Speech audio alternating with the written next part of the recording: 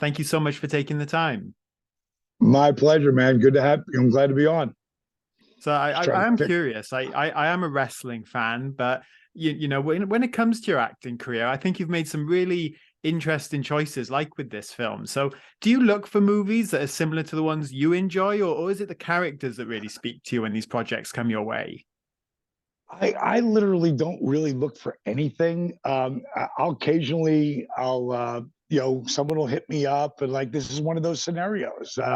I'd met Jordan Levine, the executive producer, along with Jesse back 12 or 13 years ago, and we just clicked. And they had thought of me for other projects, and one day they just gave a call to my website. I just went to Diamond Dallas Page and put up a little thing up there about we're interested in having him do this part. And I probably turned down more parts than I've actually done in the last 3 to 5 years because I didn't really like. But I don't know. Time is my greatest commodity. So if I dig it, I want to do it because I know when I go to a role like for High Heat to be this character Dom, I create a whole backstory on this individual. I mean, I become this character, and it's a lot of work, you Mhm. know. So I got to really want to do it. I don't believe. Yeah, I tell people all the time: find something you love to do and figure out a way to get someone to pay you to do it. And I've been doing it all my life, so I know it works. So in this scenario, I really liked the script. I thought it was fun. I love a lot of the characters. It wasn't like one dimensional, wasn't just focused on the star. It was a whole, it was a whole ensemble. And everybody I thought really brought it and had fun with it. And, you know, when I played, the first time, what I really liked is that Zach, who's the director, he was a big fan of mine as a kid growing up. So we had talked before I even got to set. And he was like, "Man, I love what you've done. I've seen Rejects. I've seen a couple other, films that you've done, and I love what you've done. And you're going to kill this." So he was someone who grew up as a fan for me. So it was so much easier just walking into it. What I really wanted to deliver. So what I was really excited about, he took a lot of my original choices. So if I'm going to play something, I'm going to play it the way I want to play it. And then if you want me to change it and get bigger or mellow that out or have more say it quicker, I'll do it that way for you, but I'm going to do it my way first, because I know who this guy is. And as a director, I'm sure Zach did too, but he we got it pretty much in one take, so let's try a couple more. So he used a lot of the first takes. I was really, it's hard for me to watch. I can go back and watch interviews I did with Savage when Mhm. we were in that feud, which put me on the map, Randy Savage. I can go back and watch them over and over and over and over and over again. If I see something that I didn't like, I'll never watch it again. Like it was something where I was like, no, God, I should have done this or that. I won't. It's part of the past. I don't hold on to it. I just think, yeah, it's not worth my time. You know, uh, but this movie, High Heat, I encourage everyone to go and check it out, especially anybody who's followed me in anything, or Don or Olga, because there's going to be a whole ensemble of people are going to make you laugh. And people who are around me, they like stuff that is can be violent because I come from the wrestling world. You're going to get plenty of that. And Olga did a hell of a job kicking ass. So I'm glad I got to sit on the outskirts and not be a part of that. Oh, it is such a fun movie. And, you say about finding the character, obviously, with Dom. And something that struck me when he first shows up, obviously not the initial massage scene, but when he shows up in that parking garage and he's in that suit and he's a guy with a real sense of style and he just looks intimidating and he looks like the Don of this family. So when you're in a suit like that, something as simple as that, does that really help you get into character and find who he is? It's so funny you say that because that suit, that's a $5,000 suit. Wow. Like that suit is, I have a guy, His name is Diedrich, and he makes my suits for me. And I don't spend that kind of money that often, but occasionally I will go down there because I want something and I want it to fit me like as if it was like made because it's made for me, you know. And it's funny because I brought two suits. One that was just a regular suit, it was a black suit. So anything you see me on the ground or anything like that, I'm wearing the other suit. I'm not wearing that suit. But that suit just like Diedrich, Hideko is his company in Atlanta, and he outfits everyone from Ti to all the basketball players. I mean, anybody who's anybody in Atlanta, he pretty much makes their stuff for them. So when you put that suit on, you feel special. You know what I mean? You feel like, okay, this guy. So I didn't want to wear the other suit. I wanted to wear it. So it's funny that you picked up on that. It obviously worked. Yeah, for sure. Yeah, it's such a great part of the character, and he's a really, I think, interesting villain. And obviously, through your wrestling career, you've been a babyface, you've been a heel, but for a movie role, what do you like about sinking your teeth into a villain like Dom and getting to, like you said, create a backstory and really find who he is as a character? Oh, 100%. Like that's why I've turned down a bunch of stuff that it didn't hit me. It didn't like time is my most valuable commodity. I'm going to be 67 in 4 more months, 3 more months. So it's how much time that I'm going to take away from my wife. So I have to really like that role and like the character, which I did in Dom, and I spent the time and wrote the backstory because I grew up in Jersey. I had friends of mine who were wise guys. I couldn't have been, that special because you're not Italian in that scenario, but still, you could still be working with them. So I had so many of them were friends of mine. So I knew the way they acted. And I'll tell you what, some of the guys who were the biggest, baddest son bitches, they were the most easygoing cats. It took them a lot to get really pissed off, And that to me was Dom. Of course, the things that, the scenes with the son, the son is a screw up, but he still loves him. He wants him to be, to be the best he can be. But, and the guy who played Mick was amazing. I mean, he left it all out there, and he was a lot of fun to be with. And he would be building me up, when I was there, like, whatever you want to do here, I'm good with it. You can't offend me. I go, don't worry about it. I'm good. But he was really fun to work with. Looking at the movie, I love the scenes with Gary. Yes. And there's only one scene that I played differently originally that sticks out to me.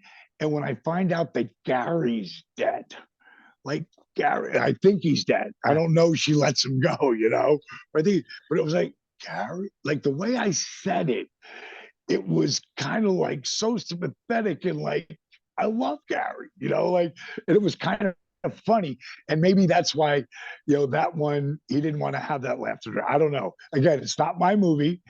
I'm going to give you a couple different ways, to play it, and you pick whatever you think works. And overall, I thought Zach did a hell of a job because that's the hardest thing. When you're directing and you got to foresee all of the issues that are going to come up, like making sure you have everything, and then you piece it together. That's the magic, man. Like your whole acting, being out there is all up to the edit because you can come out looking really good or really bad. And like I said, I can't watch stuff that I don't think is at least good. And I really enjoyed it. My wife Paige, she loved it, and she's a real barometer because she's really honest. So for her to really like it is important to me. Oh, that's awesome. And I've got to ask, as I said, I'm a longtime fan from your wrestling career as well as acting. And obviously this year, Ric Flair got a lot of attention for his final match. Are you considering, would you think about obviously coming back one more time? Do you have a dream opponent, or would you almost rather, the way you left things in AEW, that was a great send off if that was it? But what are your thoughts on that? Cody asked me right after we got done because it was such a huge success. It was big for the ratings. Everything came off perfect. And he goes, "Would you consider back when he was still with AEW? Would you consider one more time?" I said, "How do you top that? Yeah. How do you top?" You have to understand, I was managing in the AWA Bad Company, and we had a feud with the Guerreros. And there is a picture, and it's out there somewhere. I saw it on the internet. I used to have it. And it's a picture of Mondo Guerrero running at the turnbuckle. And I'd never seen this before. Run up the turnbuckle and eject. And I don't know he's coming down on us. And I was picking up Pat and Paul Diamond at that time, and they were like, "Stay, dude, catch him, catch him." Like I had no, I'm like this. Oh my god, that was one of my first days in professional wrestling as a manager. That would be the last thing I do, and it becomes a part of my reel. Like I don't know how I could ever top that. I did, at Flair's thing, I did a thing with Cardona, Matt Cardona, aka the Broski, with a diamond cutter, and it got a huge pop. But what was really cool is I got a text, not a text, a DM from Randy Orton. So I'd said Randy's always been my guy. To me, he's one of the greatest of all time, especially the career he had from 22 to at 40s, that he's at today. He's had a fairy tale dream career. He should be on a Mount Rushmore. I mean, he's that good. Sure. And I'd said that, and he said, "I heard you said some things about me. Thank you so much for the accolades." He said, "Saw the diamond cutter at Flair's final match. I immediately Googled your age and thought to myself, bravo, that you could still look as good as you do and be able to do what you do and still be healthy is number one when it's all said and done." Then he said, "The money's number one." And I just started laughing because, yeah, the money, where do we end up?